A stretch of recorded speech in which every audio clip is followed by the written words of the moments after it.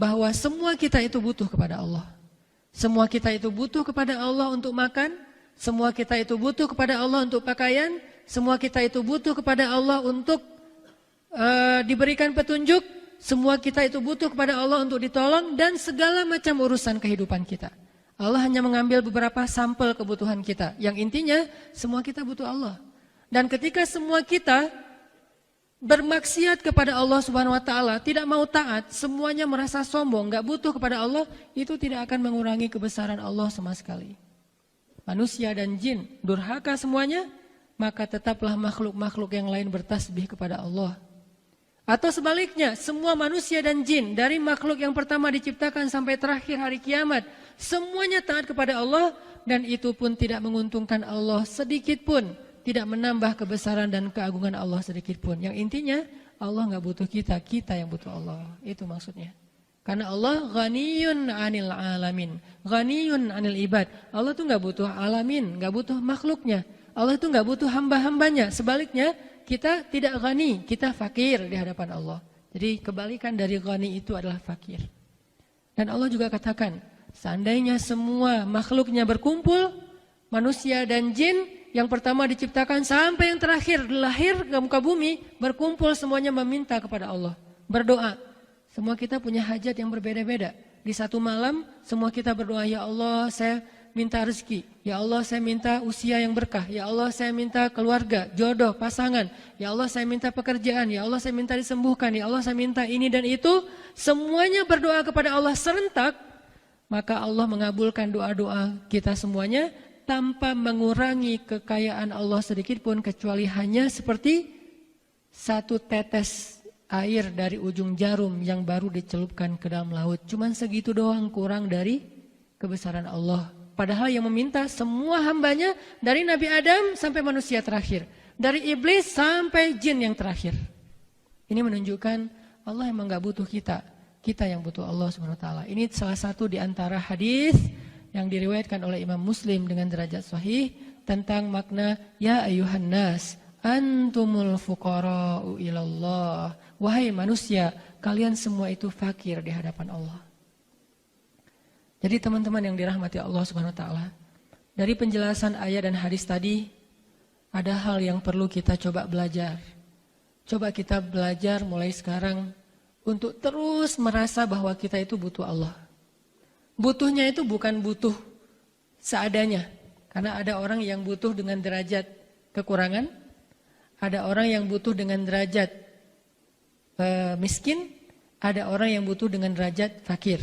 Di antara sekian banyak derajat kebutuhan, Allah menyebut kita itu butuh Allah bukan hanya ketika ada kekurangan. Bukan hanya sebagai orang miskin. Yang butuhnya butuh tapi nggak mendesak. Tapi sebagai orang yang fakir. Yang sangat mendesak. Yang tidak bisa ditunda, dan seperti itulah kebutuhan kita kepada Allah, nggak bisa ditunda. Sehingga ketika kita merasa bahwa kita itu fakir di hadapan Allah, kita itu butuh banget kepada Allah, kita itu nggak ada apa-apanya kecuali Allah yang menolong dan memfasilitasi hidup kita, saat itulah kita mulai muncul semangat untuk mendekatkan diri kepada Allah dan berserah diri kepada Allah. Mendekatkan diri kepada Allah dalam bentuk ketaatan, berserah diri kepada Allah dalam bentuk roja, permintaan, berdoa, memohon kepada Allah Subhanahu wa taala. Fakir. Sebaliknya ketika kita merasa bahwa hidup kita bisa berjalan tanpa harus berdoa, hidup kita bisa berjalan tanpa harus meminta kepada Allah, maka kita sudah terjebak kepada penyakitnya Abu Jahal, Fir'aun, Namrud, Qarun. Bukan penyakit iblis. Kalau penyakit iblis itu sombong. Kalau penyakit yang disebutkan tadi, Fir'aun itu tidak merasa butuh. Arti tidak merasa butuh, dia terlalu pede bisa hidup tanpa Allah Subhanahu wa taala. Apa bentuk praktis dari merasa fakir di hadapan Allah? Bentuk praktisnya kita nggak berani macam-macam. Karena ketika kita macam-macam dengan Allah, kita melanggar syariat Allah, maka kita nanti akan menjadi kesusahan. Soalnya kita butuh Allah terus. Ini pentingnya merasa fakir. Makin dalam merasa fakirnya, makin takut melanggar kepada Allah. Makin takut bikin Allah marah. Makin takut bikin Allah kecewa. Kenapa? Karena Allah kalau udah kecewa, udah marah, kita durhaka kepada Allah, kita sendiri yang akan kesusahan. Kenapa ada orang yang berani berbuat maksiat di hadapan Allah? Kalau ditanya, kamu yakin Allah melihat? Ya, dia tahu Allah melihat. Kenapa masih bermaksiat? Karena dia merasa bahwa dengan bermaksiat, hidupnya tidak akan ada apa-apa, tidak akan terjadi apa-apa. Hidupnya tidak akan menjadi susah, soalnya dia terlalu pede dengan kehidupannya. Ada orang ketika dia berbuat maksiat, kenapa dia berani dan tidak takut kepada Allah? Karena dia merasa bahwa setelah bermaksiat pun tidak ada yang berpengaruh terlalu besar dalam kesusahan hidupnya. Biasa-biasa saja. Dia tetap bisa makan, dia tetap bisa punya penghasilan, dia punya keluarga yang aman-aman aja. Hampir tidak berpengaruh ke dalam kehidupannya secara negatif. Ini orang yang istagna nih. Kok Allah biarkan? Allah bukan membiarkan. Allah memberi dia kesempatan untuk sadar, insaf. Bahasa Arabnya insaf. Allah memberi dia kesempatan buat insaf. Allah kasih dia teguran-teguran kecil. Sampai teguran besar. Seperti Firaun. Teguran pertamanya apa? Teguran pertama Firaun bukan belalang, bukan kodok, bukan sungai Nil menjadi merah, bukan badai, bukan. Teguran pertama buat Firaun itu lembut banget. Didatangkan kepada Firaun 2 nabi sekaligus. Dan Allah mengatakan kepada 2 nabi itu apa? Wa qula lahu qawlan layyinan. Bicaralah dengan dia dengan ucapan yang lemah lembut. Orang udah sedurhaka Firaun. Ketika Allah menegurnya, Allah nggak langsung mendatangkan musibah ditenggelamkan ke dalam laut. Enggak, Allah bertahap menegur dia justru dengan nasihat yang lemah lembut. Dan kita mengalami itu. Kalau Firaun saja yang durhaka, Allah datangkan orang untuk menasehatinya dengan nasihat yang layyinan, dengan lemah lembut, maka kita pasti juga merasakan hal yang sama. Datang nasihat lewat tausiah, datang nasihat lewat broadcast di grup, datang nasihat lewat japri dari teman kita, DM, datang nasihat lewat tiba-tiba ngeklik apa, nggak sengaja ternyata itu bentuknya quote tentang agama, datang nasihat dari YouTube, lewat video-video para ustadz, para da'i, para ulama, itu semuanya qaulan layyinan, nasihat mau'izatan hasanah, nasihat yang baik dari Allah kepada kita sebelum dikasih nasihat yang lebih keras. Biasanya kayak gitu. Pernah nggak teman-teman ngerasain, terutama yang buat cowok-cowok nih, lagi sholat Jumat, materi khutbahnya itu kayak kita banget. Seolah-olah khatib itu kenal kita. Seolah-olah kita baru selesai curhat sama khatib. Atau seolah-olah ada teman kita curhat kepada khatib tentang kita, sehingga jadi kayak request, kalau bisa nanti temanya tentang ini aja Ustadz. Jadi beliau khutbah isinya tuh kita banget. Padahal kita nggak kenal sama khatib, nggak ngobrol sama khatib, nggak ada kode-kodean dengan khatib. Kenapa dia bisa menyampaikan materi tentang itu? Dan bisa jadi dari sisi khatibnya sendiri, karena saya juga ngerasa pernah seperti itu, seringkali mau menyampaikan satu materi, tapi yang disampaikan berbeda lagi. Seolah-olah Allah menuntun lisannya kepada sesuatu yang Allah ingin menasihati ini secara khusus kepada hambanya yang ada di antara banyak hamba itu. Beberapa kali saya mempersiapkan materi, nanti malam atau pada kesempatan itu saya akan ceramah tentang ini. Materinya udah siap, dalil-dalilnya udah dikumpulin. Udah dibaca beberapa kisah-kisah yang dulu pernah dibaca supaya nggak lupa. Pas on the stage, mulai dari prolog, mukadimah, udah ngalir. Ternyata materinya beda lagi. Termasuk malam ini. Tadi udah disampaikan materinya mau apa gitu. Tiba-tiba ya udah deh tentang fakir aja. Bisa jadi ini adalah ilham dari Allah untuk menasehatin diri saya sendiri. Atau bisa jadi juga diri saya dan beberapa orang di antara kita. Atau bisa jadi untuk kita semuanya. Yang pasti kita sering ngalamin dan saya juga sering ngalamin karena emang udah sekitar 2 tahun saya nggak menerima jadwal khutbah Jumat karena pengen dikhutbahi, sering mengkhutbahi kan, sering mengkhutbahi nikah. Kan kita sering dengan khutbah nikah tapi bukan nama kita yang disebut gitu kan ya, baper. Nah ini saya pengen ngerasain dikhutbahin, gimana sih rasanya dikhutbahin oleh khatib Jumat. Sering nasihatin orang, jarang dinasihati, denger nih. Dan nggak milih-milih masjid, kadang-kadang lagi di jalan mampir. Atau misalnya kayak mau nyoba masjid baru, karena masjid yang dekat rumah udah sering, coba masjid yang lain. Khatibnya juga nggak kenal dengan saya nggak kenal dengan beliau. Tiba-tiba menyampaikan materi yang saya ngerasa ini kayak ceramahin saya pribadi nih. Seolah-olah jamaah Jumatnya cuma ada saya sendiri. Itu tuh kita banget, kenapa teman-teman? Itu yang disebut dengan mau'izatin hasanah dari Allah. Melalui khatib, ustadz, da'i, kita tuh yang lagi dinasihati oleh Allah. Kalau cara ini nggak berhasil, setelah sekian lama, Allahu a'lam yang soal waktunya berapa lama, kita nggak bisa spekulasi, ini baru juga sekali, kayaknya masih ada kesempatan, jadi biarin aja dulu Allah nasihatin terus, nggak usah langsung diamalin. Kan kita nggak tahu waktunya. Setelah waktunya berlalu, Allah akan gunakan cara yang lain, dikasih teguran yang bentuknya ujian, musibah. Idza kasurat dzunubul 'abdi wa lam yakun lahu 'amalin liyukaffiraha fabtalahu Allahu bil hazan liyukaffiraha. Kalau orang punya banyak dosa tapi enggak cukup amal untuk mengkifarat dosanya, Allah akan kasih dia ujian ataupun kesedihan untuk mengkifarat dosanya. Tiba-tiba dikasih ujian buat Firaun dengan berbagai macam masalah, mulai dari anaknya sakit, mulai dari bangunan-bangunan yang dimakan rayap, mulai kemudian datang belalang, kemudian datang kodok, kemudian air sungai Nil menjadi merah, kemudian menjadi badai yang dingin sekali sehingga banyak orang yang akhirnya kena penyakit dan seterusnya, nggak sadar-sadar juga. Sampai puncaknya adalah ditenggelamkan ke dalam Laut Merah. Ini kenapa? Istaghna, merasa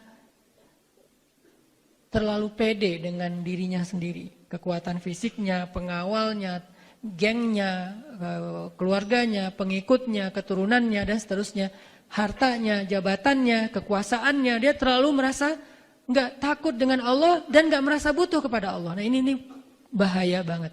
Ini yang disebut dengan istaghna. Kadang kita merasa seperti ini dengan grade yang mungkin masih ringan, tapi ada rasa itu di hati kita, kayak nggak takut berbuat dosa, atau kayak nggak penting banget untuk menyebut nama Allah di awal kegiatan kita. Sesekali doang kita nyebut Bismillahirrahmanirrahim, tapi biasanya nggak. Kalau naik kendaraan yang sehari-hari nggak, giliran naik pesawat doa safarnya lengkap, apalagi jenis pesawat tertentu gitu, itu doa safarnya lebih banyak lagi gitu. Ya mungkin takut jatuh lah karena banyak track record pesawat ini sering jatuh. Jadi kalau naik pesawat itu Bismillahirrahmanirrahim, Subhanalladzi sakhkhara lana hadza wa ma kunna lahu. Sampai landing masih doa. Saking subhanallah ya, tawakalnya luar biasa. Tapi giliran naik pesawat yang mungkin lebih lux, lebih mahal, lebih track recordnya jarang kecelakaan dan dikasih makanan pula di dalam pesawat, dia lupa dengan doa. Seolah-olah dia naik pesawat itu udah pasti selamat. Berarti dia mulai istaghna di sini. Enggak merasa butuh lagi kepada Allah ketika terfasilitasi hidupnya. Ketika dia mau jalan siang hari, dia enggak doa. Ketika jalannya di malam hari, tengah malam, takut begal segala macam, doanya panjang. Ada juga yang siang hari doanya panjang. Kenapa? Takut tilang, enggak bawa SIM gitu. Sampai auzubillahi min polisi. Aku berlindung kepada Allah dari polisi gitu kan ya. Nah ini nih kenapa? Karena kita tuh baru merasa fakir kalau lagi ada sesuatu yang menurut kita mengancam. Padahal hidup kita itu dalam keadaan lemah, rawan, rentan setiap saat, setiap detik, rentan terus. Cuman kerentanan itu kita tidak sadari karena emang banyak dari hal-hal yang bisa mencelakai kita itu udah Allah singkirkan tanpa harus ngomong ke kita. Ini udah aku singkirin loh ya, Allah gak gitu. Coba kalau digituin, gak akan sanggup kita dengerin terus aja. Berdering tuh, ini 1, 2, 3, sekian ribu. Dalam sehari Allah menghindarkan kita dari banyak masalah. Kan jadi mengganggu ya. Kenapa Allah gak ngasih tahu biar kita gak salah paham. Kalau Allah ngasih tahu, per detik itu entah sekian ribu musibah yang udah Allah hindarkan dari kita. Jadi kita gak bisa hidup dong, terus-terusan aja dengerin dapat broadcast dari Allah nih 1, 2, sekian ribu sehari. Kan capek ngedengerin. Ya udah Allah bekerja dalam diam. Kerjanya Allah apa? Dalam tanda petik. Kulla yaumin huwa fi sya'an. Setiap hari Allah dalam kesibukan. Kesibukan Allah ketika ditanya oleh ulama, mengangkat derajat suatu kaum, menjatuhkan kaum yang lain, memelihara hambanya, menjaga hambanya dari banyak masalah, dan seterusnya dan seterusnya. Itulah kesibukan Allah setiap hari. Masa Allah mau setiap hari posting, aku hari ini lagi beresin kerjaan si fulan. Banyak banget. Sehingga kalau Allah terus-terusan nge-broadcast hasil kesibukannya kepada kita, kita tuh udah gak akan sempat ngapa-ngapain. Cuman baca-baca broadcast Allah aja dan harus disyukuri satu persatu. Ya Allah makasih, makasih, makasih, makasih aja terus setiap hari kan. Allah tahu itu mengganggu kita. Sehingga Allah gak menyampaikan kepada kita secara langsung. Allah hanya menyampaikan secara umum. Fabi ayyi ala'i rabbikuma tukadziban. Gitu doang. Bukan fabi ayyi ala'i rabbikuma tukadziban 1. Nikmat ini 2, 3, 4, 1000, 2000, sejuta. Nggak akan kehitung. Sampai Allah mengatakan, wa in ta'uddu ni'matallah la tuhsuha. Kalau kalian mau ngitung-ngitung nikmat Allah, kebaikan Allah, Allah menjaga kalian, menghindarkan kalian dari banyak masalah, la tuhsuha, nggak akan sanggup kalian menghitungnya dan ngabisin waktu. Allah nggak mau ngerepotin kita. Yuridullahu bikumul yusra wala yuridu bikumul usr. Allah pengen memudahkan kalian, Allah nggak pengen menyusahkan kalian. Cuman masalahnya gara-gara Allah nggak selalu nge-mention bab itu kepada kita, akhirnya kita jadi lupa. Seolah-olah kita nggak pernah ditolong sama Allah. Sesekali Allah ingatkan, sesekali Allah ingatkan. Itu teman-teman. Jadi kalau kita mau belajar dekat sama Allah, belajar merasa fakir. Merasa fakir itu dua. Satu, merasa butuh kepada Allah. Kedua, merasa nggak bisa apa-apa tanpa Allah. Setiap hari kita merasa kayak gitu. Orang makin fakir, makin panjang doanya. Dan makin panjang doanya, Allah makin suka sama dia. Karena Allah suka banget ketika hambanya meminta. Bahkan sampai Allah mengatakan di hadis qudsi, minta aja apapun yang kalian butuhkan. Semuanya serentak gak apa-apa, itu gak akan merepotkan aku sama sekali. Dan kalau kalian pun bermaksiat, itu juga gak akan bikin aku kekurangan, keagungannya jadi terganggu. Enggak sama sekali. Jadi Allah tuh gak kayak kita ketika ada yang ngebully, heboh, terus yang unfollow, panik gitu kan ya. Itu mah kita di unfollow panik. Apalagi yang unfollow dia panik gitu. Kalau di follow senang gitu, setiap hari dilihat berapa penambahan followers, terus dihitung-hitung kalau ada yang di-mention sama selebgram nambah followers 3.000 dalam hitungan sekian menit gitu-gitu kan. Karena kita butuh followers, Allah gak butuh followers. Kita follow Allah atau unfollow Allah itu gak ngaruh buat Allah. Kita follow gak nambah keagungannya, kita unfollow itu artinya murtad. Follow itu artinya converting to Islam misalnya. Itu nggak akan menambah keagungan Allah. Kita murtad, unfollow, nggak akan mengurangi keagungan Allah. Biasa-biasa aja, nggak ngaruh sama sekali. Justru yang ngaruh itu kepada kita sendiri. Jadi jangan sampai kita berpikir, ya Allah senang kan saya sekarang udah beribadah nih. Untung nggak sih buat Allah? Enggak. Jadi seolah-olah kita kesannya kayak kalau udah taat gitu, udah berjasa gitu sama Allah. Ada kan orang yang merasa ketika dia udah taat, jadi berjasa sama Allah. Terus pas dia kecewa, dia tuduh Allah nggak fair. Udah gitu dia kecewa sama Allah, dia tinggalin lagi Allah. Pertama udah berhijab. Ngerasa bahwa saya udah berhijab nih ya Allah. Liatin nih, udah serius nih berhijab nih. Terus buat Allah untung gitu. Udah berhijab, ternyata dia mengalami ketidaknyamanan dalam hidupnya, dia lepaskan lagi hijabnya. Kecewa sama Allah. Kalau kecewa sama makhluk boleh, tapi jangan Allah yang jadi kambing hitam. Jangan agama yang jadi kambing hitam, pelampiasan. Silahkan kepada makhluk, walaupun itu sebetulnya juga nggak dibenarkan. Tapi masih oke lah, karena emang apple to apple. Dia bermasalah dengan orang itu, ya udah ke orang itu aja. Jangan masalahnya dengan fulan, tapi yang diserang orang lain. Jangankan dengan Allah, dengan sesama kita aja kita nggak ngerasa nyaman kan. Ada teman kita, dia lagi ramai dengan siapa gitu, terus marah-marahnya ke kita, terus uring-uringannya kepada kita, terus padahal kita nggak ngapa-ngapain. Kan kita akan tersinggung dong, apalagi Allah Subhanahu Wa Taala. Ini artinya belajar fakir. Ya ayuhan nas antumul fuqara'u ilallah. Gara-gara kita ngerasa fakir, akhirnya sujud kita panjang. Gara-gara ngerasa fakir, akhirnya doa kita panjang. Dan Allah senang banget dimintain doa. Dimintain doa. Berdoa kepadanya. Allah tuh senang banget kalau kita berdoa meminta kepada siapa nabi yang paling banyak berdoa. Semua nabi banyak berdoa, tapi ada nabi yang sampai Allah puji dia dengan kalimat senang berdoa. Ibrahim paling senang berdoa. Sampai Allah menyebut Ibrahim itu dengan kalimat, Ibrahim itu hamba yang awwahun halim. Awwah itu bukan ya. Awwah, kan ada bahasa Arab jadi bahasa Sunda ya. Ais jadi Ais, awah jadi awah gitu. Bukan. Kebalikannya, kalau awah kan nggak mau kan. Ini awahun bahasa tafsirnya da'a. Arti awahun da'a. Apa arti da'a? Da'a itu artinya orang yang banyak berdoa. Kalau pernah berdoa namanya da'in. Orang yang menyeru juga namanya da'in atau da'i bahasa kita. Jadi kalau dia berdoanya sesekali namanya da'in. Uji budak watad da'i, gitu kan? Aku mengijabah, memperkenankan doa orang yang berdoa. Itu kalau dia doanya sesekali. Tapi kalau doanya udah sering, pakai tasydid. Dalam bahasa Arab tasydid itu artinya penegasan. Bukan lagi da'in, tapi bahasanya da'a. Harus ada tasydid. Arti da'a, doanya itu sering banget. Doanya itu panjang banget. Ibrahim kalau berdoa, doanya aja tuh udah kayak baca Al-Quran 2 juz. Kita baca Quran kayak doa.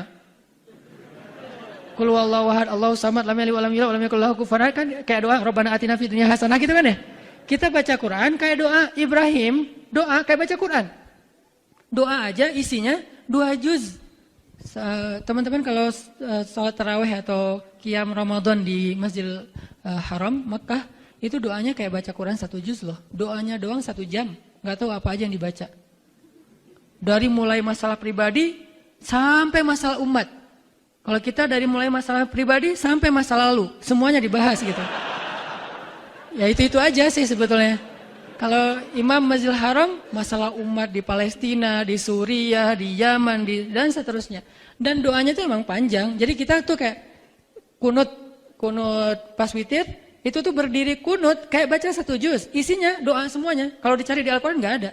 Itu tadi kunut baca surat apa sih? Bukan surat, itu lagi doa. Nah ini namanya da'a. Dan Nabi yang paling panjang doanya, yang paling sering berdoa, salah satunya adalah Nabi Ibrahim alaihissalam. Sehingga Allah menyebutkan Nabi Ibrahim di Al-Quran dengan kalimat Awwahun Halim. Nabi yang banyak berdoa dan paling penyabar. Salah satu doa fenomenal dari Nabi Ibrahim, Hasbiyallah wa ni'mal wakil. Sehingga saking seringnya Nabi Ibrahim berdoa, sehingga Allah menyebut Ibrahim sebagai Khalilullah, kekasih Allah. Beda sedikit dengan Nabi Muhammad, Habibullah atau Habiballah, kekasih Allah. Ada yang Khalil, ada yang Habib. Kalau Khalil, sahabat dekat banget kalau dalam urusan hidup kita ya. Kalau Habib, pacar, kekasih. Pacar halal maksudnya. Kalau Khalil, sahabat, soulmate. Dari sejak kita kayak SD bareng, SMP bareng, SMA bareng, kuliah bareng, nikahnya nggak bareng. Nah ini, itu namanya Khalil dalam bahasa Arab ya. Udah kayak dekat banget lah. Makanya ada hadis, Almar'u ala dini khalilih. Seseorang tergantung agama sahabatnya. Nah Nabi Ibrahim Khalilullah, dekat banget sama Allah. Dan rahasia kedekatan Ibrahim dengan Allah ada di dalam doa. Jadi kalau kita pengen lebih dekat sama Allah, minta sama Allah. Doa itu jangan pendek-pendek. Hafal doa yang panjang. Ustaz kalau nggak hafal gimana? Pakai bahasa Indonesia tapi di luar sholat. Sayang aja gitu kan. Padahal doa di dalam sholat itu keren banget. Apalagi pas sujud. Kalau kita nggak hafal teks doanya, nggak bisa dibaca dalam sholat. Karena di dalam sholat nggak boleh pakai bahasa daerah. Atau bahasa nasional. Lagi sujud. Ya Allah. Saya lupa nama orangnya, tapi saya tahu akunnya. Gak bisa. Kalau nggak salah akunnya apa ya? Dewi underscore apa gitu. Oh 00 ya Allah. Karena dia lahir tahun 2000. Di dalam sujud nggak boleh. Terus Ustadz kalau bahasa Arabnya apa itu? Sama aja. Ya Allah, ini nasitu. Apa gitu, Instagram. Gak bisa juga pakai bahasa Arab yang udah ada teks dari Rasul dan dari para sahabat. Doa minta jodoh ada teksnya, cari aja di Google. Kalau nggak ada di Google, cari di YouTube. Nggak ada di YouTube, makanya belajar bahasa Arab. Karena kalau kita nggak ngerti bahasa Arab, nyari di YouTube itu terbatas, hanya ceramah berbahasa Indonesia. Dia lagi gitu kan ya. Itu yang suka pakai kupluk. Makanya malam ini nggak mau pakai kupluk. Nah, kalau kita ngerti bahasa Arab, kita bisa dengar syekh-syekh yang ilmunya lebih mumpuni, yang pembahasannya lebih dalam, insya Allah. Itu teman-teman, jadi yuk kita belajar fakir, selalu butuh kepada Allah. Karena emang nyatanya emang kita butuh sama Allah. Dan perasaan butuh kepada Allah itu gak mengganggu Allah. Jangan salah paham. Gak enak sering minta sama Allah. Allah sendiri yang bilang di hadis qudsi, minta aja, gak akan ganggu kok. Kulla yaumin huwa fi sya'n. Allah selalu sibuk ngurus kalian, jadi ngapain kalian merasa mengganggu Allah? Enggak sama sekali.